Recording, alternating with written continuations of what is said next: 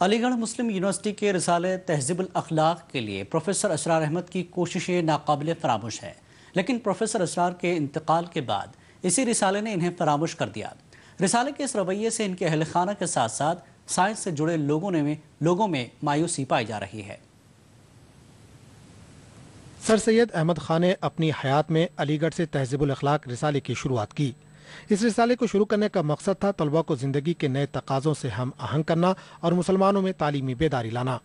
کافی سالوں تک یہ رسالہ اپنی آب و تاب کے ساتھ جاری رہا، لیکن سر سید کے انتقال کے بعد 1881 میں کچھ وجوہات کی بنا پر اس رسالے کی اشاعت بند ہو گئی۔ تقریباً 100 سال کے بعد اس کی اشاعت دوبارہ شروع ہوئی۔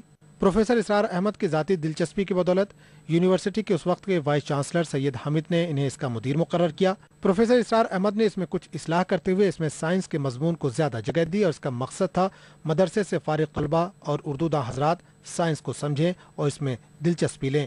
ان کی اس کوشش کو کافی سراہا گیا۔ رسالے کو ریوائیو کرنے کا عین مقصد ان کا یہ تھا کہ اردو کی جو ریڈرشپ ہے اس کو اس کے ذہن میں اور اس کے کانوں میں جو ہے وہ سائنس کی باتیں پہنچیں، تاکہ ماڈرن زمانے کی جو ضروریات ہیں اس کے لیے یہ پوری قوم جو ہے وہ تیار ہو سکے۔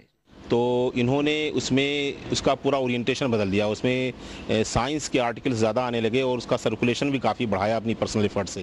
گزشتہ مہینے پروفیسر اسرار کے انتقال کے بعد ان کے تعلق سے کئی ملکی و بیرونی اخباروں اور رسالوں میں ان کے بارے میں لکھا گیا۔ ان کے اہل خانہ کو امید تھی کہ تہذیب الاخلاق میں اسرار صاحب کے بارے میں تفصیلی اداریہ شائع ہوگا، لیکن اس بار کا شمارہ دیکھنے کے بعد ان کے اہل خانہ کو مایوسی کا سامنا کرنا پڑا۔ اور جب ان کی ڈیتھ ہوئی تو ایک فیملی ممبر کی حیثیت سے ہم یہ ایکسپیکٹ کر رہے تھے کہ جس رسالے میں 5 سال تک وہ ایڈیٹر رہے اور اس کے لیے اتنا کچھ کیا، اس میں ایک ایڈیٹوریل ضرور ان کے اوپر ڈیٹیل میں آئے گا۔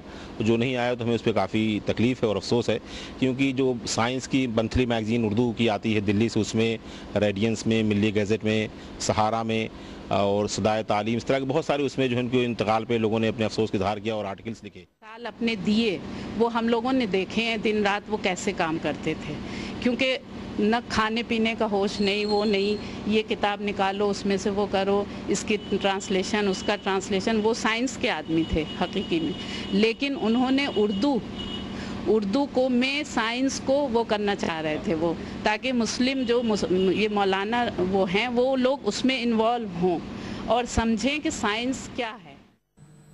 ایم یو کے شعبہ فزکس کے پروفیسر وسیع حیدر کا کہنا ہے کہ مرحوم پروفیسر اسرار کی خدمات ایسی نہیں تھیں جنہیں بھلایا جا سکے، جبکہ یونیورسٹی کے پی آر او کا کہنا ہے کہ کچھ وجوہات کی بنا پر ان کو وہ جگہ نہیں مل سکی ہوگی جس کے وہ حقدار تھے۔ انہوں نے امید جتائی کہ جلد ہی ان کی خدمات پر اگلے شماروں میں روشنی ڈالی جائے گی۔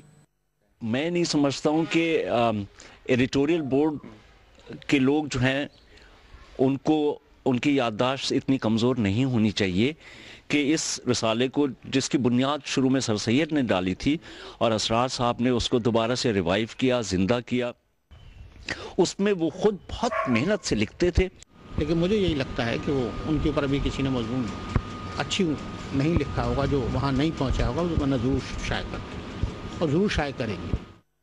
پروفیسر اسرار احمد کی سائنس کے تئیں خدمات کا اعتراف دنیا بھر میں کیا جاتا ہے۔ ملک اور بیرون ملک پروفیسر اسرار صاحب کے صرف نیوکلیئر فزکس پر 50 سے زیادہ ریسرچ پیپر شائع ہو چکے ہیں۔ انہوں نے کوانٹم اسکیٹرنگ تھیوری بھی پیش کی۔ ان کی سائنسی خدمات کے لیے ان کو دنیا بھر میں جونیئر نیوٹن کے نام سے بھی جانا جاتا ہے۔ ای ٹی وی نیوز، علی گڑھ۔